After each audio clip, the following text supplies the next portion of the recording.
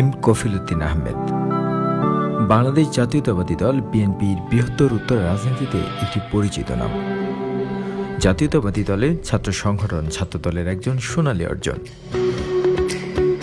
ছাত্র অবস্থায় জিয়াউর রহমানের আদর্শের রাজনীতিতে যুক্ত হন তিনি।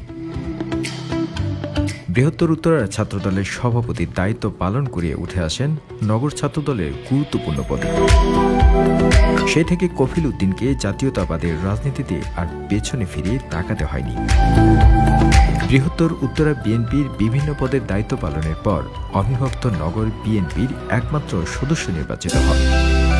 পরে উত্তরা পূর্ব থানা বিএনপির সভাপতি হিসেবে অত্যন্ত সফলতার স্বাক্ষর রাখায় নগর উত্তর বিএনপির প্রভাবশালী যুগ্ম সম্পাদক নির্বাচিত হন।